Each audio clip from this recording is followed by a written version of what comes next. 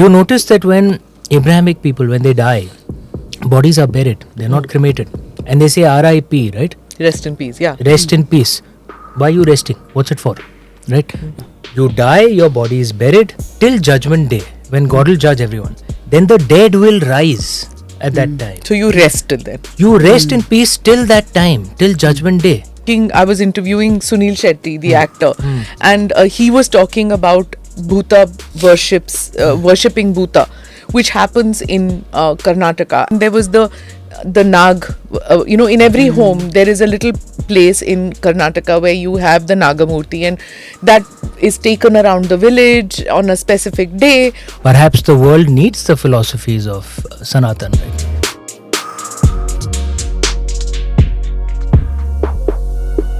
I was interviewing Sunil Shetty, the actor, and he was talking about Bhoota worshipping Bhoota, which happens in Karnataka, and it's considered your own weird. family also. Yeah. Tell them about your own family. Correct. So when I took them as kids and my in-laws and all, when I took them to our ancient home, our heritage home, and wahan pe there is a little temple, and you do Bhoota worshipping, and then at that time they were teenagers and they saying, it's such a regressive practice. आप लोग भूत की पूजा करते हो?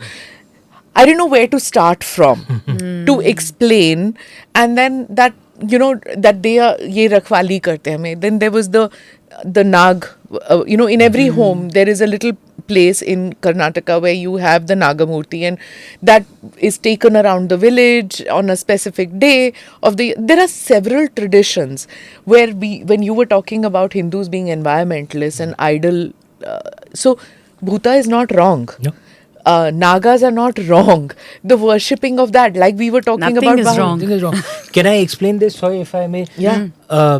Where this impression, particularly among the younger, and in a world that is highly westernized, right? What is the philosophical roots from which this has emerged? Do you notice that when Abrahamic people, when they die, bodies are buried, they're not cremated, and they say R.I.P., right? Rest in peace, yeah. Rest in peace. Why are you resting? What's it for? Right? You have to know the philosophical roots at the heart of this. Their belief system is that time is linear. There's a beginning and an end. It's not circular like ours. Or actually, ours is more spiral, but okay, leave that aside. In their belief, the earth was created around 6,000 years ago, 6,500, 4,108 BCE or someone. Ours is way complex. That's when God said, "Let there be light." Ours goes back billions of years, and it moves in a linear line like this. Okay, the prophets came, the messiahs came. You die, your body is buried till judgment day, when God will judge everyone. Then the dead will rise at that time. So you rest till then. You rest in peace till that time, till judgment day, which was supposed to be a few hundred years. Now it's a few thousand years. Which is there in the book of Revelation Exactly. in the Bible. So you rest in peace till then, In till purgatory. judgment day, when the kingdom of heaven will start, and then the body rises.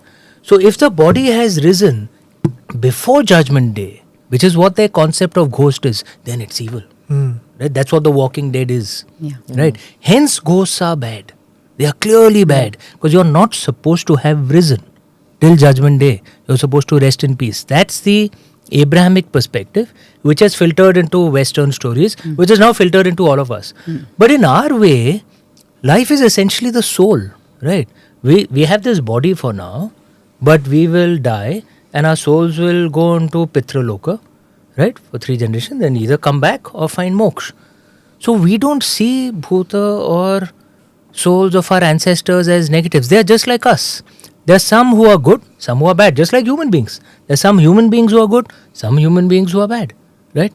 There are some Bhootas who are good, some who become Pishachas and are negative. Yeah. It's just the way it is. It's not that they are all, how can you rise before judgment day? So, yes, there are Bhootas who, just like human beings can be good, are very noble and they help us. There are some who, just like human beings, can be negative. That's the way it is. That's a philosophical thing at the heart of it. Yeah, that's why when Kantara came in, then people figured out and explained more it. complex. It's complex. Like this wasn't explained so beautifully to me by my parents, but you've explained that. And when Kantara came in, then all of us cousins started discussing, right? That, Like we don't okay, say R.I.P. Yeah. We say Om Shanti. Right? Or Om Sadgati. Your soul has moved on. And Right? like he said, we are not three resting. There's nothing to generations rest. Yeah. And we are always in motion. You keep the Shraddh also. Yeah. You keep it for 3. Like you make that rice You ka make gola 3. That's why you make three pindars, no? Yeah. So because for 3 generations, and now there the concept of time is different. And then beyond 3 generations, they move on. So And then the you want 4th to add one you something. let go when one's own father passes away. Yeah. He becomes that, and then you say goodbye to the one that ab aap chalega. Like You're not in Pitralok anymore. You're not Anymore. Yeah. Yes. So you don't need to look at out us for us. and give us that protection. See, you are free. Why now. do you put those 3? Because your ancestors are actually looking out for you. That's the entire concept. That is the Pinddan That's a at pinda. that time. And you're looking out for them. Yeah. So in essence, the idea is if you exist, you are divine, either in realization or a work in process. But if you exist, you're divine. And all pagan ways had an expansionary and not a replacement mode of worship. The ancient Tolmecs of South America had a god called Quetzalcoatl. Yeah. The Aztecs took over from them, and their central deity was actually Huitzilopochtli. Bit of a tongue twister. But they took over from the Tolmecs and inherited the god Quetzalcoatl as well, who actually in later years became the central deity, although Huitzilopochtli hung on also. So if you exist, you are divine, and these are woven into our stories as well. So where do you stand on the Sanatan debate which is going on right now? Okay. It should be eliminated. It should be gotten rid of. It's the Sanatan is idol worship. It is casteism. It's machar.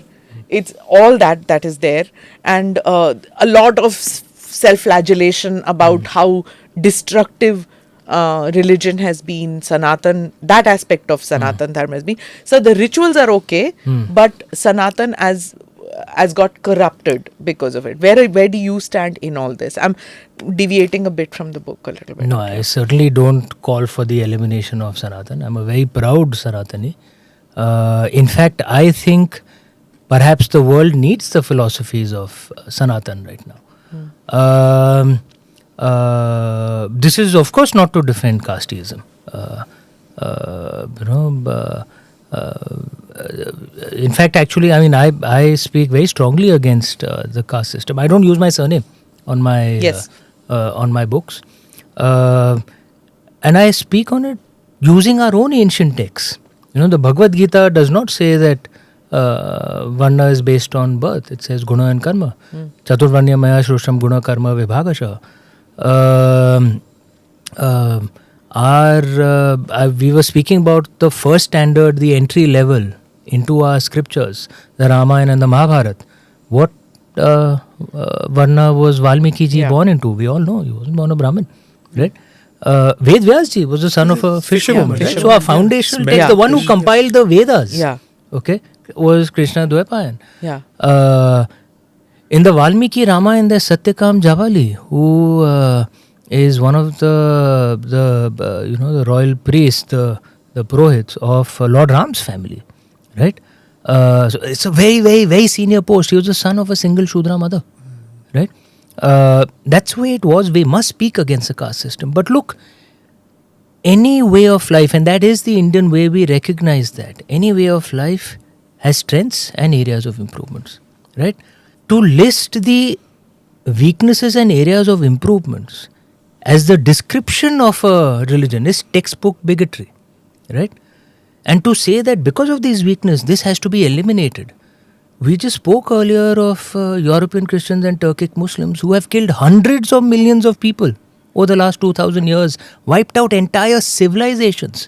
Zoroastrian Persia, Pharaonic Egypt, Greco-Roman pagans, Buddhist Afghanistan. Most heartbreakingly, all those wonderful ancient cultures in South America. Yeah, they've all been wiped out. So are you going to say the same thing about Christianity and Islam? I myself would oppose it, right? Because yes, should Christianity and Islam get over their visceral hatred for heathens and kafirs and the need to do violence against them? Yes, they should. Right? But there are other very good things in Christianity and Islam and we should learn from. Right? Similarly, should the dharmic religions, should they reform casteism? Of course. But that there are other good things as well. And I would like to point out that European Christians and Turkic Muslims have done very little to recognize the extent of death and destruction they've dealt in the last 2000 years. Right? They probably killed more biomass than anyone else in the history of life itself.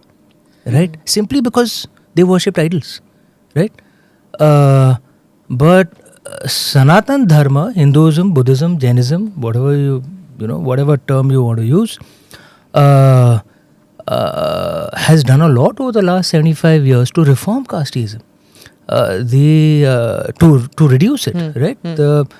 The reservation system that we have is the largest positive discrimination program, the largest affirmative action program in the history of humanity. Right?